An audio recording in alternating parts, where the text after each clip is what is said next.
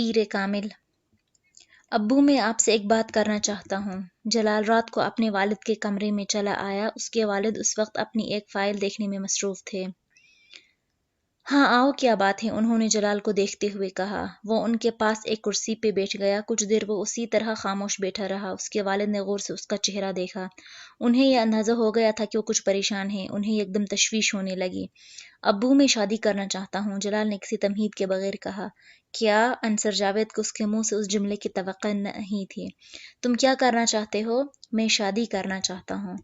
یہ فیصلہ تم نے یکدم کیسے کر لیا؟ کل تک تو تم باہر جانے کی تیاریوں میں مصروف تھے اور آج تم نے شادی کا ذکر کر لیا۔ انصر جاوید مسکرایا۔ بس معاملہ ہی کچھ ایسا ہوگا کہ مجھے آپ سے بات کرنی پڑ رہی ہے۔ انصر جاوید سنجیدہ ہو گئے۔ آپ نے زینب کی دوست امامہ کو دیکھا ہے؟ اس نے چند لمحوں کی توقف کے بعد کہا۔ ہاں۔ تم اس میں انٹرسٹڈ ہو؟ جاوید انصر نے فوراً اندازہ لگایا۔ جلال نے اس بات میں سر ہلا دیا۔ مگر وہ لوگ تو بہت امیر ہیں۔ اس کا باپ بڑا صنعت کار ہے اور وہ مسلمان بھی نہیں ہے۔ انصر جاوید کا لہجہ بدل چکا تھا۔ ابو وہ اسلام قبول کر چکی ہے، اس کی فیملی قادیانی ہے، جلال نے وضاحت کی۔ اس کے گھر والوں کو پتہ ہے؟ نہیں۔ تمہارا خیال ہے وہ یہ پروپوزل قبول کر لیں گے؟ انصر جاوید نے چبھتے ہوئے لہجے میں پوچھا۔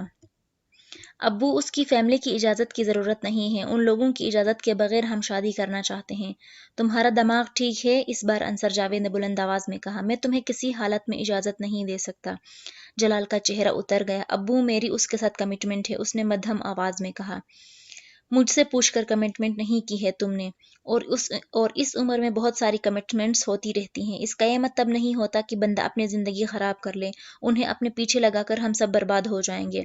ابو میں خفیہ طور پر شادی کر لیتا ہوں، کسی کو بتائیں گے نہیں تو کچھ بھی نہیں ہوگا، اور اگر پتہ چل گیا تو میں ویسے بھی تمہاری تعلیم کے مکمل ہونے تک تمہاری شادی کرنا نہیں چاہتا، ابھی تمہیں بہت کچھ کرنا ہے۔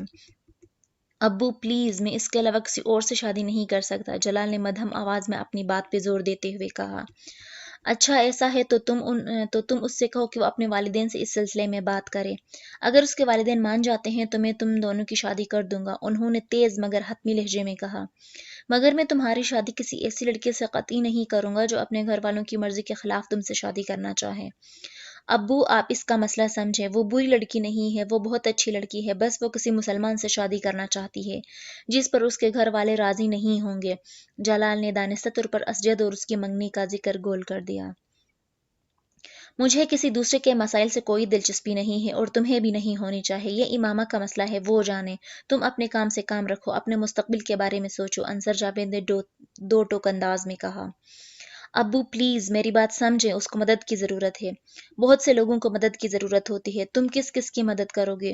اور ویسے بھی ہمارے اور ان کے سٹیٹس میں اتنا فرق ہے کہ ان سے کوئی دشمنی یا مخالفت مول لینا ہمارے بس کی بات نہیں، سمجھے تم؟ اور پھر میں ایک غیر مسلم لڑکی سے شادی کر کے اپنے خاندان والوں کا سامنا کیسے کروں گا؟ ابو وہ مسلمان ہو چکی ہے، میں نے آپ کو بتایا، جلال نے جھنجھلا کر کہا۔ 4 ملاقاتوں میں وہ تم سے اتنی متاثر ہو گئی کہ اس نے اسلام قبول کر لیا۔ ابو اس نے مجھے ملنے سے پہلے اسلام قبول کر لیا تھا۔ تم نے اسلام قبول کرتے دیکھا تھا اسے؟ میں اس سے مذہب کے بارے میں تفصیلاً بات کرتا رہا ہوں، میں جانتا ہوں کہ وہ اسلام قبول کر چکی ہے۔ بالفرض وہ ایسا بھی کر چکی ہے تو پھر اسے اپنے مسائل سے خود نمٹنا چاہیے، تمہیں بیچ میں نہیں گھسیٹنا چاہیے۔ اپنے والدین سے 2 ٹوک بات کرے، انہیں بتائے کہ وہ تم سے شادی کرنا چاہتی ہے، پھر میں اور تمہاری امی دیکھیں گے ہم کیا کر سکتے ہیں۔ دیکھو جلال، اگر اس کا خاندان اپنی مرضی اور خوشی سے اس کی شادی تمہارے ساتھ کرنے پہ تیار ہو جائے تو پھر میں اسے بے خوشی قبول کر لوں گا، مگر کسی بے نام و نشان لڑکی سے میں تمہاری شادی نہیں کروں گا۔ مجھے اس معاشرے میں رہنا ہے، لوگوں کو منہ دکھانا ہے، بہو کے خاندان ان کے بارے میں کیا کہوں گا؟ میں کسی سے یہ کہ وہ گھر چھوڑ کر آئی ہے اور اس نے اپنی مرضی سے میرے بیٹے سے شادی کر لی ہے۔ ابو یہ ہمارا مذہبی فریضہ ہے کہ ہم اس کی مدد کریں، اور انصر جاوید نے تلخی سے اس کی بات کاٹ دی۔ مذہب کو بیچ میں مت لے آؤ، ہر چیز میں مذہب کی شرکت ضروری نہیں ہوتی، صرف تم یہ مذہبی فریضہ ادا کرنے والے رہ گئے ہو، باقی سارے مسلمان مر گئے ہیں۔ ابو اس نے مجھ سے مدد مانگی ہے، میں اس لیے کہہ رہا ہوں۔ بیٹا یہاں بات مدد کی یا مذہب کی نہیں ہے، یہاں صرف زمینی حقائق کو سمجھنے کی ضرورت ہے۔ بہت اچھی بات ہے کہ تم میں مدد کا جذبہ ہے اور تمہیں اپنے مذہبی فرائض کا احساس ہے، مگر انسان پر کچھ حق اس کے والدین کا بھی ہوتا ہے، اور یہ حق بھی مذہب نے ہی فرض کیا ہے، اور اس حق کے تحت میں چاہتا ہوں کہ تم اس کے خاندان کی مرضی کے بغیر اس سے شادی نہ کرو۔ فرض کرو تم اس سے شادی کر بھی لیتے ہو تو کیا ہوگا؟ تم تو چند ماہ میں امریکہ جاؤ گے اور وہ یہاں گھر بیٹھی ہوگی۔ میرے پاس اتنا پیسہ نہیں ہے کہ میں تم چاروں کی تعلیم پر خرچ کروں، اور اس کی تعلیم پر بھی۔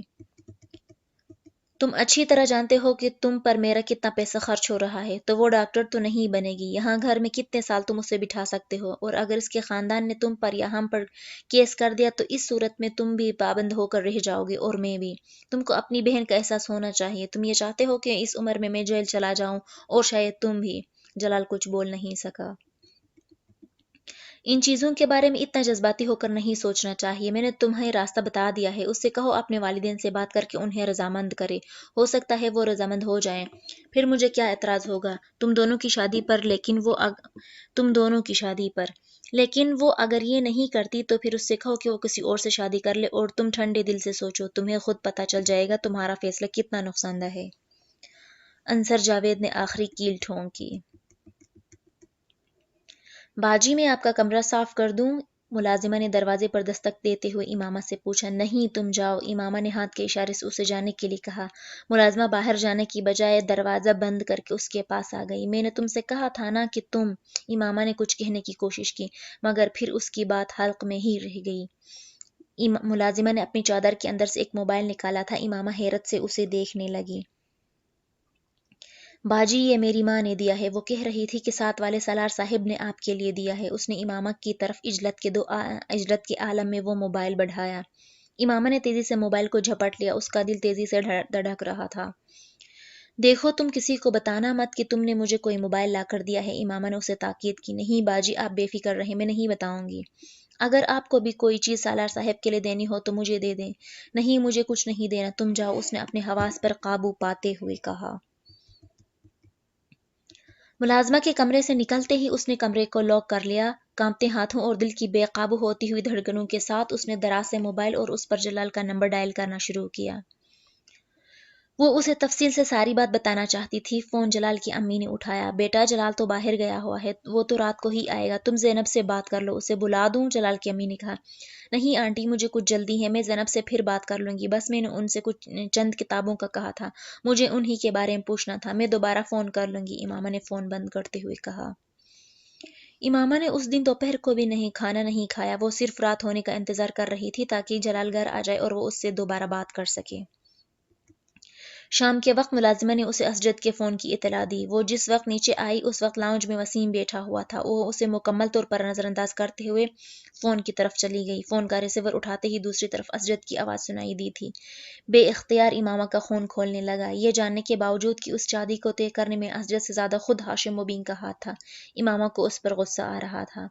وہ اس کا حال دریافت کر رہا تھا۔ اسجد، تم نے اس طرح میرے ساتھ دھوکہ کیوں کیا ہے؟ کیسا دھوکہ امامہ؟ شادی کی تاریخ طے کرنا۔ تم نے اس سلسلے میں مجھ سے بات کیوں نہیں کی؟ وہ کھولتے ہوئے بولی۔ کیا انکل نے تم سے بات نہیں کی؟ انہوں نے مجھ سے پوچھا تھا اور میں نے ان سے کہا تھا کہ میں ابھی شادی کرنا نہیں چاہتی۔ بہرحال اب تو کچھ نہیں ہو سکتا، اور پھر کیا فرق پڑتا ہے کہ شادی اب ہو یا کچھ سالوں بعد؟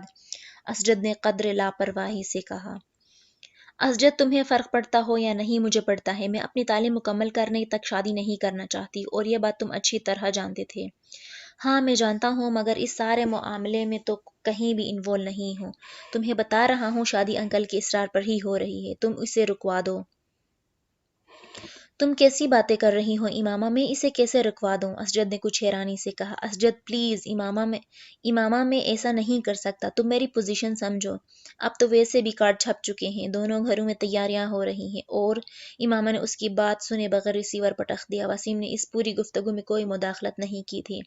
وہ خاموشی سے اسجد کے ساتھ ہونے والی اس کی گفتگو سنتا رہا۔ جب امامہ نے فون بند کر دیا تو وسیم نے اس سے کہا۔ تم خوامخواہ ایک فضول بات پر اتنا ہنگامہ کھڑا کر رہی ہو۔ کل بھی تو تم نے شادی اسجد کے ساتھ ہی کرنی ہے، تو پھر اس طرح کر کے تم خود اپنے لیے مسائل پیدا کر رہی ہو۔ بابا تم سے بہت ناراض ہیں۔ میں نے تم سے تمہاری رائے نہیں مانگی، تم اپنے کام سے کام رکھو، جو کچھ تم میرے ساتھ کر چکے ہو وہ کافی ہے۔ امامہ اس پہ غرائی اور پھر واپس کمرے میں آ گئی۔ وہ رات کو بھی اپنے کمرے سے نہیں نکلی تھی، مگر ملازم کے کھانا لانے پر اس نے کھانا کھا لیا تھا۔ رات کے 11 بجے کے قریب اس نے جلال کو فون کیا۔ فون جلال نہیں اٹھایا تھا، شاید وہ امامہ کے فون کی توقع کر رہا تھا۔ مختصر سی تمہید کے بعد وہ اصل موضوع کی طرف آ گیا۔ امامہ، میں نے ابو سے کچھ دیر پہلے بات کی ہے، اس نے امامہ سے کہا۔ پھر وہ اس کے استفسار پر چند لمحے خاموش رہا، پھر اس نے کہا، ابو اس شادی پر رضامند نہیں ہے۔ امامہ کا دل ڈوب گیا۔ مگر آپ تو کہہ رہے تھے انہیں اس شادی پر کوئی اعتراض نہیں ہوگا۔ ہاں، میرا یہی خیال تھا، مگر انہیں بہت ساری باتوں پر اعتراض ہے۔ وہ سمجھتے ہیں تمہارے اور ہمارے گھرانے کے اسٹیٹس میں بہت فرق ہے، اور وہ تمہارے خاندان کے بارے میں بھی جانتے ہیں، اور انہیں سب سے بڑا اعتراض اس بات پر ہے کہ تم اپنے گھر والوں کی مرضی کے بغیر مجھ سے شادی کرنا چاہتی ہو۔ انہیں یہ خوف ہے کہ اس صورت میں تمہارے گھر والے میرے گھر والوں کو تنگ کریں گے۔ وہ ساکت بیٹھی موبائل کان سے لگائی اس کی آواز سنتی رہی۔ آپ نے انہیں رضامند کرنے کی کوشش نہیں کی؟ ایک لمبی خاموشی کے بعد اس نے کہا۔ میں نے بہت کوشش کی۔ انہوں نے مجھ سے کہا کہ اگر تمہارے گھر والے اس شادی پر تیار ہو جاتے ہیں تو پھر وہ بھی راضی ہو جائیں گے، اس بات کی پرواہ کیے بغیر کہ تمہارا خاندان کیا ہے، لیکن تمہارے گھر والوں کی مرضی کے بغیر وہ میری اور تمہاری شادی کو تسلیم نہیں کریں گے، جلال نے اس سے کہا۔ اور آپ آپ کیا چاہتے ہیں؟ آپ کیا کہتے ہیں امامہ؟ میری کچھ سمجھ میں نہیں آ رہا، جلال نے کچھ بے بسی کے عالم میں کہا۔ جلال، میرے پیرنٹس کبھی آپ سے میری شادی پر تیار نہیں ہوں گے۔ بصورت دیگر ہماری پوری کمیونٹی ان کا بائیکاٹ کر دے گی، اور وہ یہ کبھی برداشت نہیں کر سکتے۔ اور پھر آپ اسجد سے میری منگنی کو کیوں بھول رہے ہیں؟ امامہ، تم پھر بھی اپنے والدین سے بات تو کرو، ہو سکتا ہے کوئی راستہ نکل آئے۔ میں کل بابا سے تھپڑ کھا چکی ہوں، صرف یہ بتا کر کہ میں کسی دوسرے میں انٹرسٹڈ ہوں۔ امامہ کی آواز بھرانے لگی۔ اگر انہیں یہ پتہ چل گیا کہ میں جسے پسند کرتی ہوں وہ ان کے مذہب کا نہیں ہے تو وہ مجھے مار ڈالیں گے۔ پلیز آپ انکل سے بات کریں، آپ انہیں میرا پرابلم بتائیں، اس نے ملتجیانہ لہجے میں کہا۔ میں ابو سے کل دوبارہ بات کروں گا اور امی سے بھی، پھر میں تمہیں بتا دوں گا کہ وہ کیا کہتے ہیں۔ جلال پریشان تھا۔ امامہ نے جس وقت اس سے بات کرنے کے بعد فون بند کیا وہ بے حد دل گرفتہ تھی۔ اس کے وہم و گمان میں بھی یہ نہیں تھا کہ جلال کے والدین کو اس شادی پہ اعتراض ہوگا۔ موبائل ہاتھ میں لیے وہ بہت دیر تک خالی و ذہنی کے عالم میں بیٹھی رہی۔ تمہارے ابو مجھ سے پہلے ہی اس سلسلے میں بات کر چکے ہیں، اور وہ جو کہہ رہے تھے وہ بالکل ٹھیک ہے۔ تم کو اس طرح کے خطروں میں کودنے کی کوئی ضرورت نہیں، جلال کی امی نے قطعی لہجے میں اس سے کہا۔ وہ امامہ کے کہنے پر ان سے بات کر رہا تھا۔ مگر امی، اس میں خطرے والی کیا بات ہے؟ کچھ بھی نہیں ہوگا، آپ خواہ خوفزدہ ہو رہی ہیں، جلال نے کچھ احتجاجی انداز میں کہا۔ تم حماقت کی حد تک بے وقوف ہو، اس کی امی نے اس کی بات پر اسے جھٹکا۔ امامہ کے خاندان اور اس کے والد کو تمہارے ابو بہت اچھی طرح جانتے ہیں۔ تم کیا سمجھتے ہو کہ تمہارے ساتھ شادی ہونے کی صورت میں وہ تمہارا پیچھا چھوڑ دیں گے یا ہمیں کچھ نہیں کہیں گے؟ امی، ہم اس شادی کو خفیہ رکھیں گے، کسی کو بھی نہیں بتائیں گے۔ میں اسپیشلائزیشن کے بعد باہر جانے کے کچھ عرصے بعد اسے بھی وہاں بلوا لوں گا۔ سب کچھ خفیہ ہی رہے گا، کسی کو بھی پتہ نہیں چلے گا۔ ہم آخر امامہ کے لیے کیوں اتنا بڑا خطرہ مول لیں؟ اور تمہیں ویسے بھی یہ پتہ ہونا چاہیے کہ ہمارے یہاں اپنی فیملی میں ہی شادی ہوتی ہے، ہمیں امامہ یا کسی اور کی ضرورت نہیں ہے، امی نے موضوع بدلتے ہوئے کہا۔ مجھے اگر یہ اندازہ ہوتا کہ تم اس طرح اس لڑکی میں دلچسپی لینا شروع کر دو گے تو میں اس سے پہلے ہی تمہاری کہیں نسبت طے کر دیتی، اس کی امی نے قدر ناراضی سے کہا۔ امی، میں امامہ کو پسند کرتا ہوں، اس سے کوئی فرق نہیں پڑتا کہ تم اسے پسند کرتے ہو یا نہیں، اہم بات یہ ہے کہ اس بارے میں اور تمہارے ابو کیا سوچتے ہیں، اور ہم دونوں کو نہ تو وہ پسند ہے اور نہ ہی اس کا خاندان، امی نے دو ٹوک انداز میں کہا۔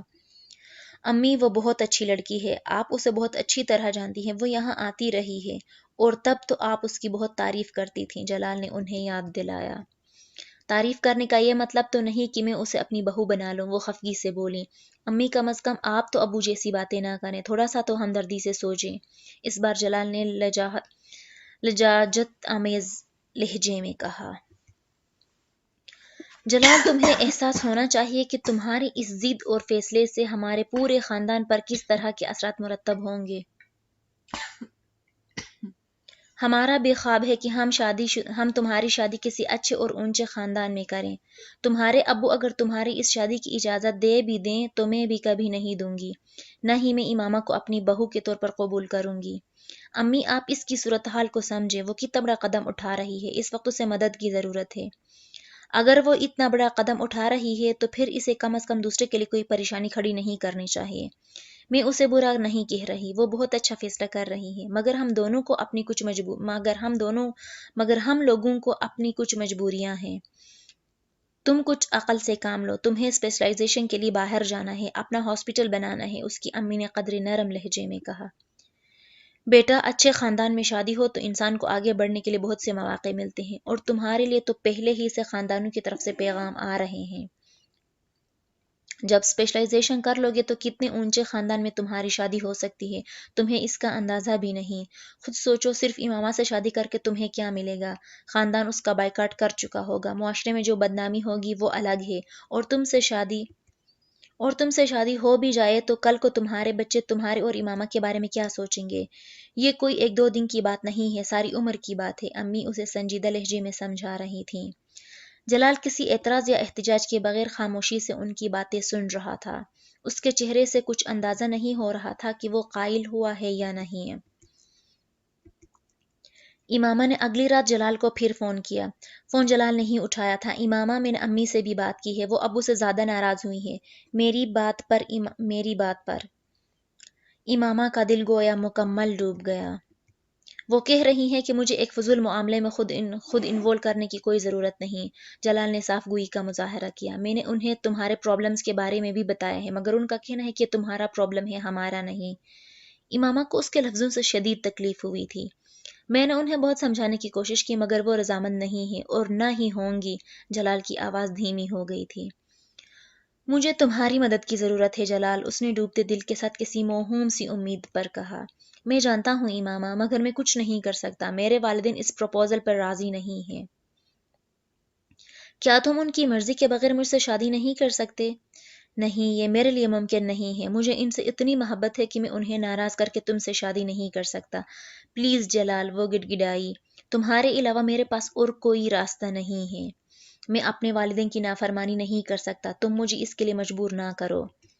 میں آپ کو نافرمانی کے لیے نہیں کہہ رہی ہوں، میں تو آپ سے اپنی زندگی کی بھیک مانگ رہی ہوں۔ اس کے اعصاب چٹخ رہے تھے۔ اسے یاد نہیں تھا کہ اس نے زندگی میں کبھی کسی سے اتنے التجا اور منت بھرے انداز میں بات کی ہوگی۔ آپ مجھ سے صرف نکاح کر لیں، اپنے والدین کو اس کے بارے میں نہ بتائیں۔ بے شک آپ بعد میں ان کی مرضی سے بھی شادی کر لیں، میں اعتراض نہیں کروں گی۔ تم اب بچوں جیسی باتیں کر رہی ہو۔ خود سوچو، اگر ایسے کسی نکاح کے بارے میں ابھی میرے والدین کو پتہ چل جاتا تو وہ کیا کریں گے؟ وہ تو مجھے گھر سے نکال دیں گے، اور پھر تم اور میں کیا کریں گے؟ ہم محنت کر لیں گے، کچھ نہ کچھ کر لیں گے۔ تمہارے اس کچھ نہ کچھ سے میں باہر پڑنے جا سکوں گا؟ اس بار جلال کا لہجہ چبھتا ہوا تھا، وہ بول نہیں سکی۔ نہیں امامہ، میرے اتنے خواب اور خواہشات ہیں کہ میں انہیں تمہارے لیے یا کسی کے لیے بھی نہیں چھوڑ سکتا۔ مجھے تم سے محبت ہے، اس میں کوئی شک نہیں، مگر میں اس جذباتیت کا مظاہرہ نہیں کر سکتا جس کا مظاہرہ تم کر رہی ہو۔ تم دوبارہ مجھے فون مت کرنا، کیونکہ میں اب اس سارے معاملے کو یہیں ختم کر دینا چاہتا ہوں۔ مجھے تم سے ہمدردی ہے، مگر تم اپنے اس مسئلے کا حل خود نکالو، میں تمہاری مدد نہیں کر سکتا۔ خدا حافظ۔ جلال نے فون بند کر دیا۔ رات 10:50 پر اسے اپنے ارد گرد کی پوری دنیا دھوئیں میں تحلیل ہوتی نظر آئی۔ کسی چیز کے مٹھی میں ہونے اور پھر دور دور تک کہیں نہ ہونے کا کوئی فرق امامہ سے بہتر نہیں بتا سکتا تھا۔ معاف ذہن اور شل ہوتے ہوئے اعصاب کے ساتھ وہ بہت دیر تک کسی بت کی طرح اپنے بیڈ پہ ٹانگیں لٹکائی بیٹھی رہی۔ مجھے بتا دینا چاہیے اب بابا کو سب کچھ، اس کے سوال اور اس کے سوا اب اور کوئی دوسرا راستہ نہیں ہے۔ شاید وہ خود ہی مجھے اپنے گھر سے نکال دے، کم از کم مجھے اس گھر سے تو رہائی مل جائے گی۔